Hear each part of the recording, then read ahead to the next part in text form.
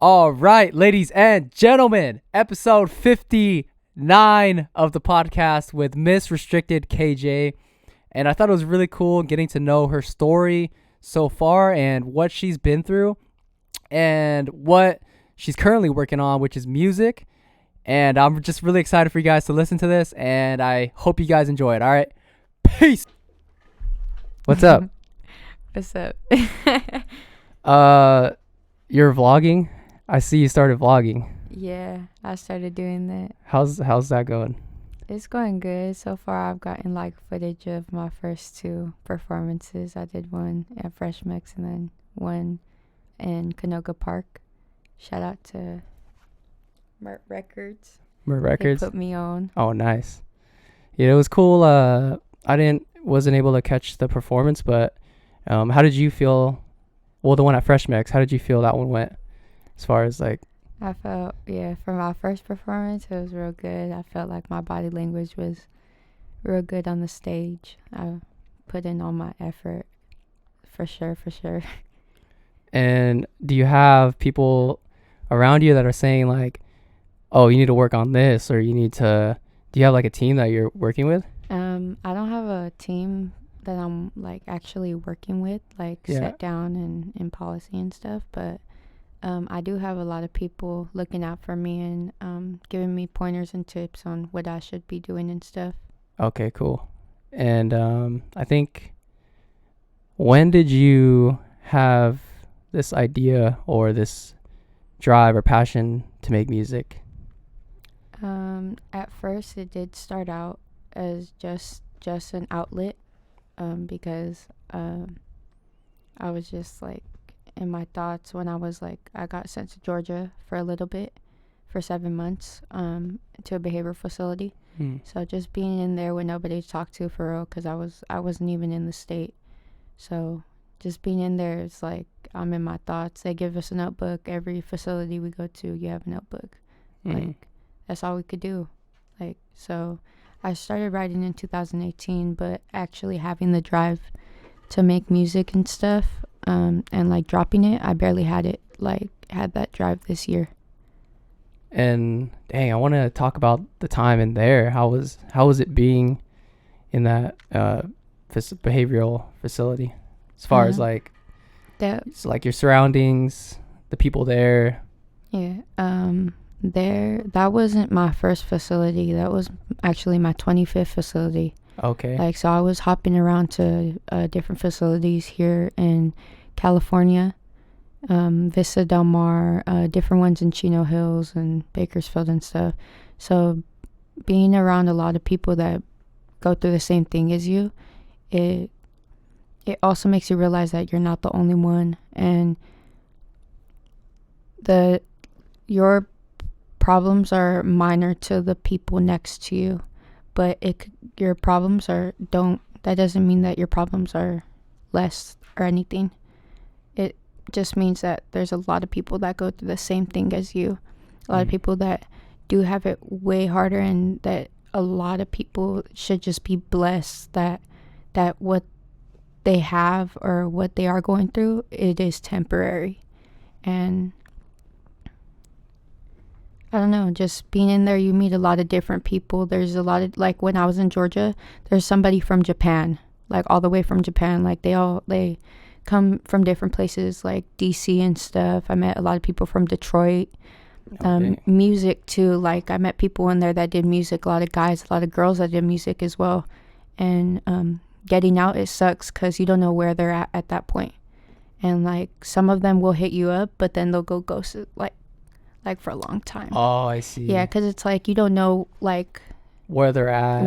Because after some of them, a lot of people, especially me, will do super good when they're out, but a lot of them will just go right back into what the facilities or what they're doing. And the same thing with, I was just talking to my moms about it, probation. We were gonna invite them to the Fresh Mix show and stuff, but it was a little bit too last minute. Oh, okay.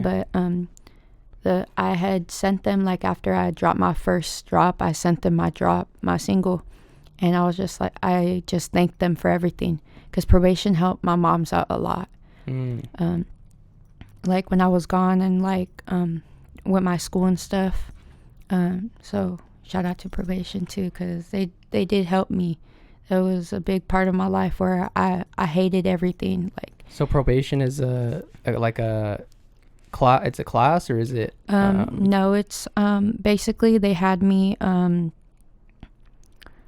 like on a watch kind of, so I couldn't use any drugs, or I couldn't drink or anything. Like probation, yeah. Like actual, okay. Yeah, the actual probation. Okay. Yeah.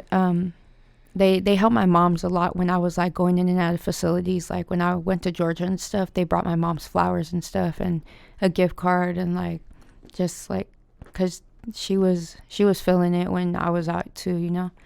And but my bad. I don't really know. Yeah. I just blinked right now. Oh no, just the fact that that you were in there, and we were talking about other people that you might have connected with in there, and you kind of would lose touch with them, not knowing.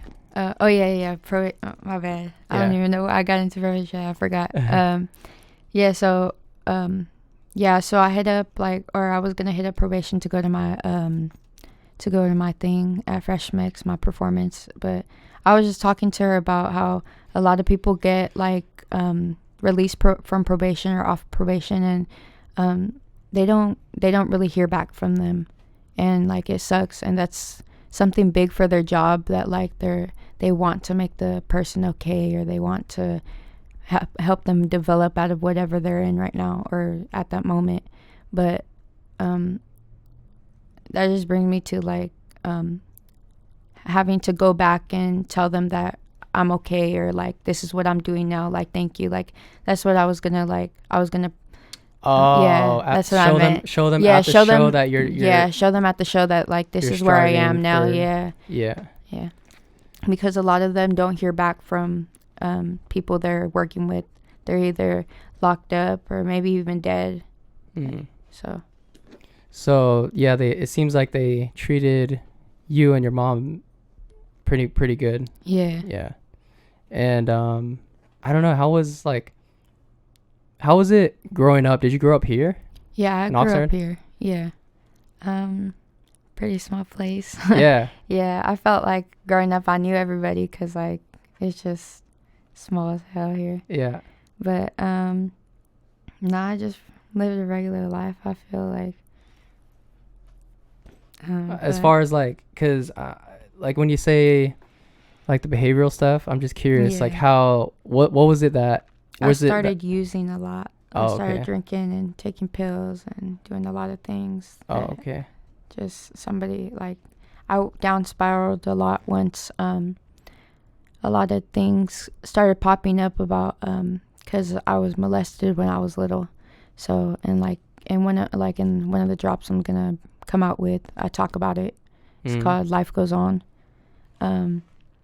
But so basically a lot of those feelings started coming back when I was in middle school, and I had told my best friend about it, and like I had never reported it or nothing. I told my best friend about it, and she brought it up to the school counselor and stuff, and like it just started a whole thing with like the cops and with just like the state and just a bunch of things like that, you know. And we ended up taking it to the DA or the people like for the government or whatever, and or the cops. And they made me do like a cold call where I called him, and he confessed and stuff. And they had a script for me where where we would catch his confession. Oh shit. And so on some Chris Hansen shit. Chris Hansen, I don't know who that is, nah. but that's a dude that like comes out of nowhere, and like he invites like these predators to this like yeah and it'll come out like pop out of nowhere, and like I don't know, it's basically. So basically they had me on a little recorder thing. They had like a little thing like this, and they basically caught him. He was saying sorry and stuff, and like he said yeah, I did it. He was like, I'm sorry. That's all he had to say, for real. And that's when they hung up on him. And after that, nothing ever got resolved. He's still living his life. Well, like, I wish the best to him, because, like, I mean, after this long, for me, at least for me, like, I've grown from it. Like, there's nothing more to it. Like, for me, like, it's another part of my music for real. Like, I rap about it, and that's how I get it out. I don't talk much about it like this, or like even to my own peoples. But like, it is my story. It happened, but there's a lot more to come. Oh, like, for sure. A lot more to my story that I can tell. For sure. Yeah. And I don't know, even just reading books and with things that like past trauma or relationships, it's the act of accepting it and letting go is the process of healing and stuff as well. And it seems like for you, it's like, I don't know, it seems like you're in a better place. Yeah, definitely. Yeah. I'm definitely in a better place. I actually, when I was in one of my facilities, Vista Del Mar, I wrote a 20-page chapter book, or a 20 chapter book. It's called Rock Bottom, but I haven't published it or anything like that. Like, it's just sitting there. Like, have you always been into like writing and stuff, or was it just when you were in there? Or even reading, or just? I've always been into reading. It's just here and there I'll go off on it and then go into it full mode. Like, I'll be doing books after books, and then after that I'll stop, and then I'll do something else. Like, it's not like I like hop onto something else, but like, I just won't do it for a bit, and then I'll go back to it. Yeah. Was that your intention to write a book, or was it like were you just writing? I was literally writing about my days and like the crazy shit that would happen, or like, oh dang, just the things like that would, like, my feelings, but I put it into like a book format, like a story, like where you could just read through it and it's a book. Oh dang. Yeah. Are you planning on ever dropping it? I need to go back in and like fix it like completely, because I wrote that probably when I was like 15. Oh shit. Yeah, I was just writing in it. I would take it, like, I was writing in it every night, like stupid shit that would happen in the facility, or things that would happen in the facility, or like just things that would that happen in my life. Yeah. I kind of like, what stands out to you as far as like being in there? Like, what's like the first kind of either interaction with someone, or I don't know, like, It's weird, but every time you go in, they ask you, like, the kids will ask you, what are you here for? And like, they're just so open about it. Yeah, like, yeah. But sometimes it's weird, because like, why do you want to know? Like, because like, you'll just be like sitting there, and they'll be, hey, what's your name? Like cool, but like, what are you here for?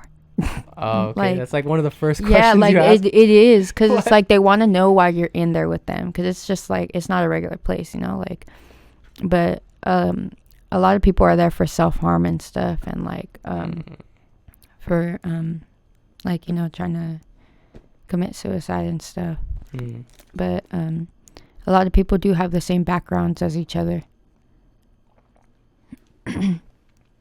When you're in there, are they teaching you stuff? Are they trying to, or are they trying to, like, what's the whole goal or purpose of being in there? When we're in there, they'll have groups, like different groups, about like how to like manage your feelings, or they'll even have school, like if it's school hours or school time, they'll have school in the morning, and then they'll have you like go into with the therapist or go in with the doctor as well for your medication. Sometimes they'll hold you there. Well, usually it's a 5150, and you go in there. It's a 3-day hold, 72-hour hold. And then you'll go in there and they'll assign you to a roommate. It depends. And then they'll basically just give you a structure. They'll give you your medications, and they'll set you up with the doctor and make sure that you're okay. And they'll watch you. There's always like somebody there watching you in the day room, or it depends if you're on a 1-to-1. There'll be somebody there that has to walk with you everywhere. Some places won't even let you outside of the facility. It'll be, well, Vista Del Mar, it was like you go in, and then it's like all the rooms right there in the hallway, the nurse's room in the middle, or the nurse's like station in the middle, and the day rooms. And then the day rooms are connected to an outside, which is a gate. And then like you could see outside the gate and stuff, but it's just the gate. Okay. And then on the other side, it's just a brick, like a brick walling, and it has a picture of a safari on it, like What? a safari scene on it. Like it's just a brick wall, and like with the cage on top. Oh shit. Yeah, so that was our outside time for Vista Del Mar. Some of them will have like in Devereaux, in Georgia. They had like outside. It was in Georgia, so they had like outside. They have a whole football field, and but since I was there during COVID, they had everybody separated, like the boys and the girls. Usually they'll have them like hauling together, or like not hauling, but like going to school together and stuff. But since COVID, that was like we couldn't even like go on outings during COVID. Yeah. What's hauling? I meant like not living together, but like like in the halls. Yeah, In the halls. Okay. Yeah. They don't live together. They would never do that. Like live together, but like for like going to school and stuff and eating together, like in the cafeteria, they used to like put them together. But since COVID, they couldn't do that when I was there. Yeah. And you write this book, and you're just journaling during those times? Yeah, because they'll have groups, like art groups as well too, where we could like customize our books and stuff, and like paper mache them or whatever, like put them magazines on them and just customize them. So after that, I would go write in it, draw in it, because I also draw too. Love it. Yeah, so I also draw too. I was going to go into the tattoo industry, but it just takes a little bit of time. You're gonna what? I was finna go into the tattoo industry and stuff. Oh, okay. Yeah, but it just didn't work out. Okay. Yeah. And did you like write any songs in there? I'm pretty sure you did, huh? Or was it? Yeah. I started writing music back in 2018. Back in when I was in some of my facilities. And then when I really started actually writing like a lot, I was in Devereaux in Georgia. They had a small studio in there. That was my first ever studio going to. Oh, shit. We had to be on a certain level to go in. A studio as far as like music studio? Yeah, like a small, it was like With like this, basic, like that. It was like that, and then like a little just right here. It was a small thing. Oh shit! Yeah. You guys have beats and stuff? We would get them off of YouTube. We couldn't even drop nothing. Like we would completely get like it was. So you guys had access? Yeah. To the internet, like it was internet? It was a residential facility. Oh, yeah. Okay. And they had like a group home on the bottom section, but yeah. So we lived there. I was there for 7 months. So while I was there, getting on a certain level, they would let us in the studio. I know one of the other girls, shout out to Anaya. Yeah, I really don't know where she at now, but I hope she's doing so good. Like, she's so talented. But me and her would go into the studio, and we would fuck it up. And I recorded my first song there. It was my Dear Mom and Dad song, but it's like, since I've like written on it and stuff, like it sounds way better now. I'm finna drop that soon.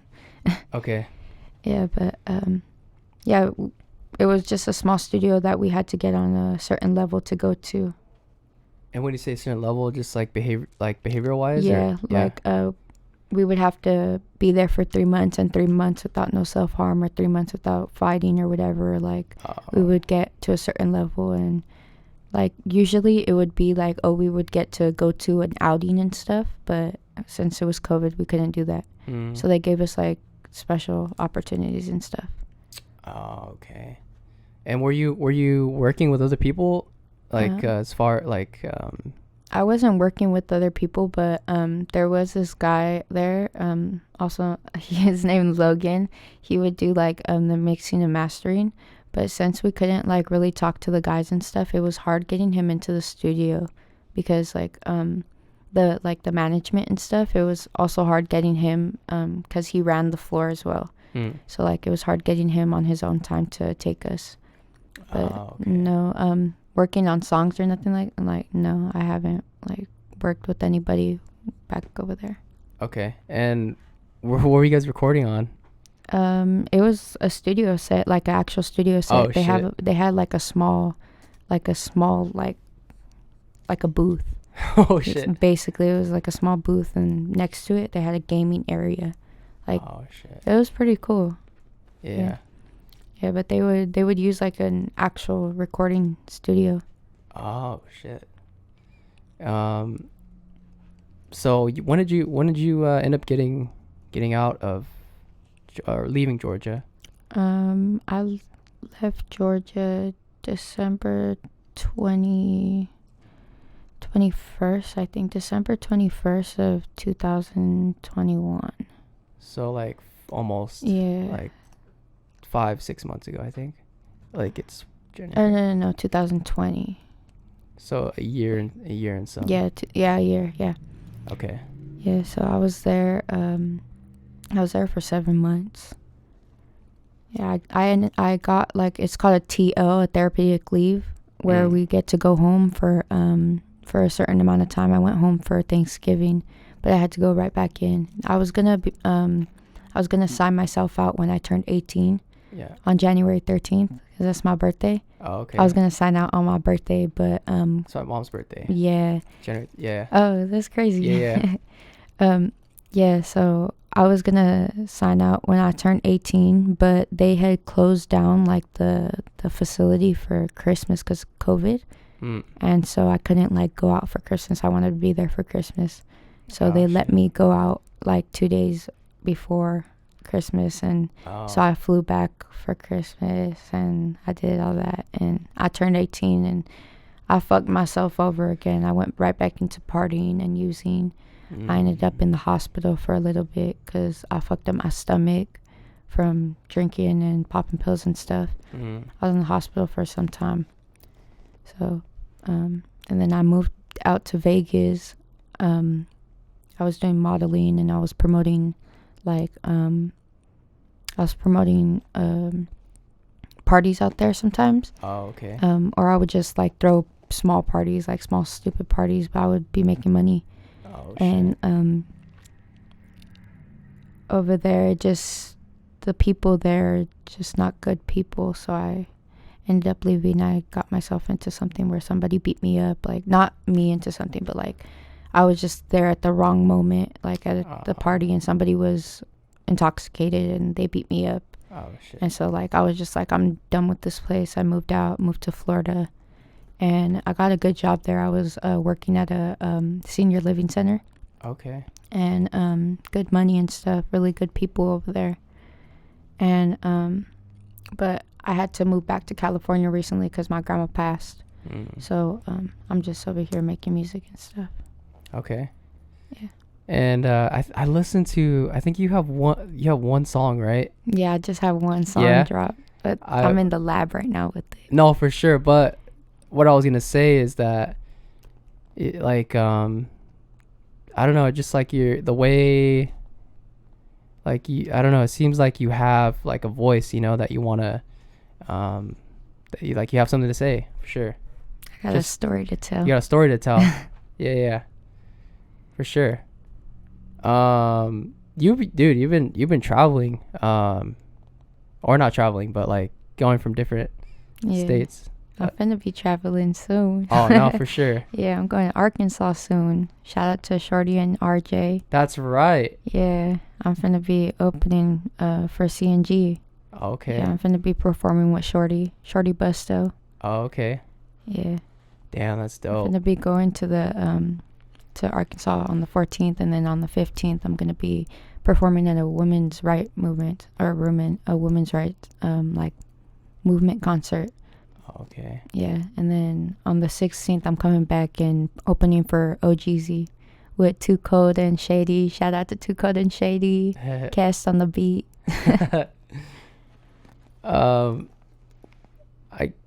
So from when you're writing, it's like you're speaking from your life experiences and stuff. Yeah.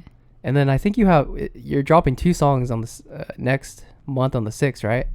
No, or is it just one? I'm dropping one song on the 6th. 6/6 at 6 p.m. It's called Smoke Session with the Devil. Yeah. Yeah, and then hopefully by the end of this month, I drop one with Too Cold.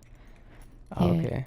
And then I'm coming out with one with D-Spins. We actually finna go to the studio today and record it and shit. Shout out D-Spins. Yeah, shout out to D-Spins. Yeah. Dang. He's finna be performing at Lighter Shade of Brown too. I'm finna be performing there too. Oh, okay.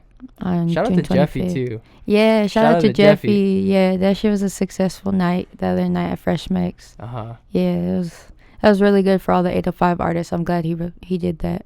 Yeah, bro, Jeffy is like, he's the GOAT. Jeffy's the GOAT. But okay, so are you planning on putting any like projects out, or are you just dropping? I'm dropping singles at the moment, or like features with people. Oh, okay. Yeah, I'm working. Well, the person in Arkansas, Shorty Busto, I'm working on a song with him, and we're gonna perform it at the CNG concert. Oh shit, dope. Like, what about music and artists that? I mean, are you making music like, oh, I have this idea in mind, I want to kind of, well, I don't know, what did you grow up listening to? Like, did you listen to, like, were you like an avid?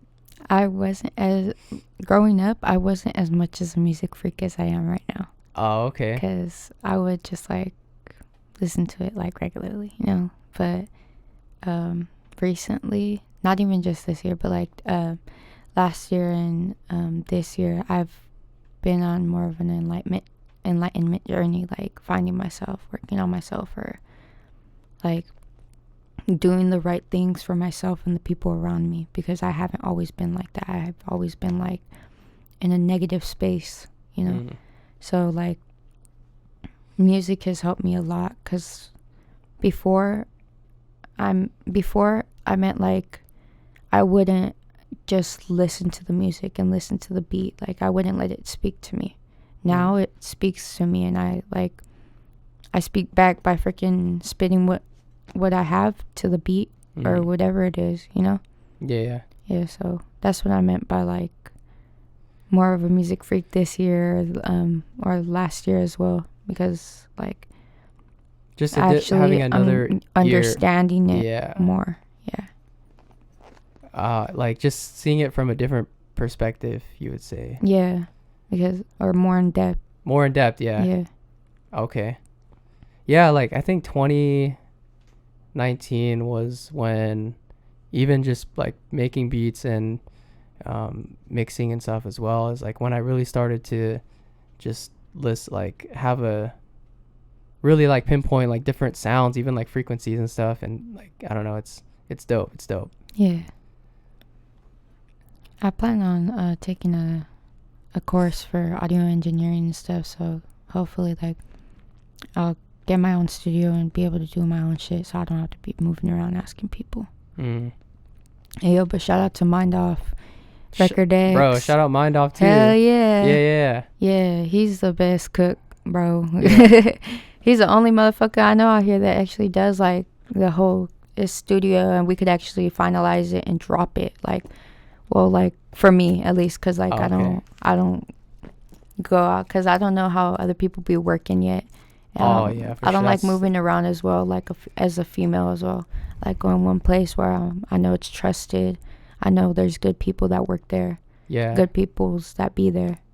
No, yeah, it's definitely important. Even like the energy, like who you surround yourself with, it's super very important too. Yeah, but shout out Mind Off. Yeah. How did you guys end up connecting?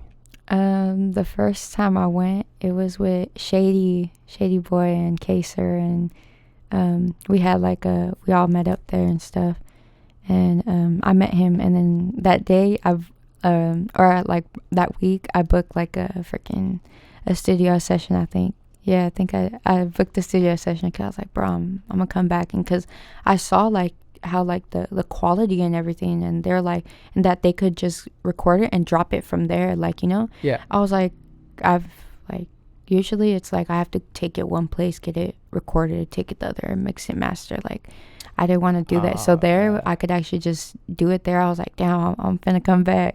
Yeah, so that's how I met him. Oh, okay. Yeah.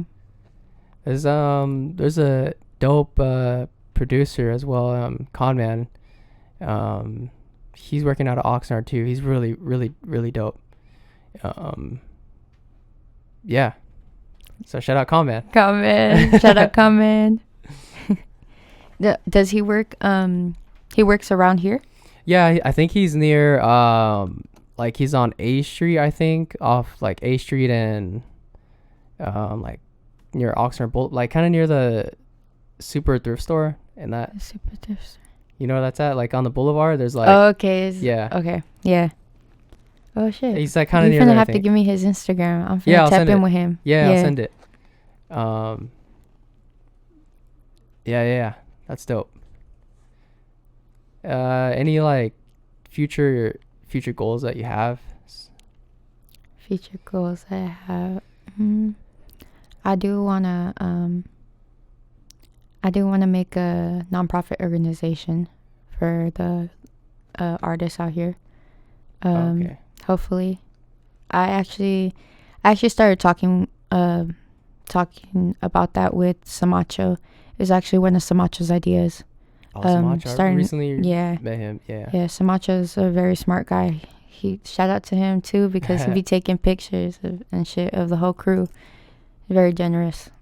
Oh, okay. Yeah, but yeah, I want to start a nonprofit organization for artists out here and shit. Okay. Any like. It would be consisted of local artists wanting to help the younger, or even the older artists, like the more low profited artists, because I know a lot of people can't pay $30, even like $40 an hour for studio time.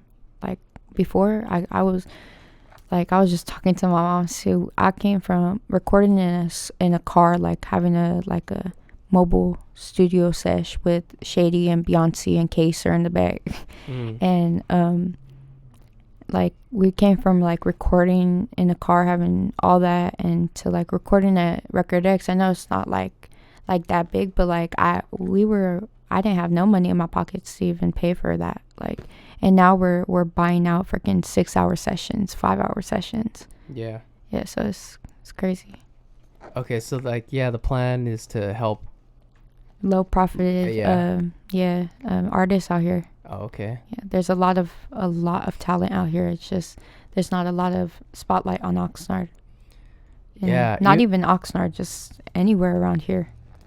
Yeah, and I feel like now Oxnard and the whole entire 805, there's just been like a creative boom of just artists and creatives. Like, hell yeah. I think it was during the whole COVID stuff. There's a lot of people coming back into the music talk. Like, there's a lot of people where I would just go to shows. I didn't even know that they lived in Oxnard and made music. And like, I'm like, oh, let me get your Instagram. We're already following each other or something. I was like, what the heck? You make music? Like, that's cool. And it's like, their shit's dope as hell. Like, Esperancita. Bro, she's the fucking goat. Hell yeah. The first time at Fresh Mix when I met her, and I actually seen her perform like live, that shit was wicked as hell. I got that shit all on camera. like the way she performs, like there's a certain heart, like bro. Heart. yeah, exactly. That shit's heart. That exactly. shit It's from like the heart. yeah, and it's like captivating. Like it's like you feel it, which Hell is fucking yeah. tight. It's her story. Yeah, it Yeah. is her story. Yep. Yeah, and your story, you're telling as well. So that's dope. Thank you. Any other future goals that like? I don't know how my like parents feel about this or anything, but I do want to move them out of Oxnard. I do want to move my whole family out of Oxnard, or just like wherever the fuck they want to go once I stack all that up. But that's like future, you know. Yeah. But I do want to work with a lot of artists, like I mean like bigger artists. Like, what's like the dream collab, like that you'd want to like? Sheesh. I don't know. That's a good one. I don't know. It would have to be somebody like Ice Cube era type Oh, shit. shit. Yeah. Dope. Yeah, type shit. Like something like that. I feel like that shit would pop off. That's hard. Yeah, but like I do want to do like a feature with like Trouble Kid or something, or King Lil G, like yeah, or I don't know. I want to do one with Snow the Product. Oh, okay. Snow the Product. Were you at the? No, I No? couldn't make it. No. I had a studio session. Oh, okay. Yeah, but yeah, I listened to her shit. Or Bella the Rapper.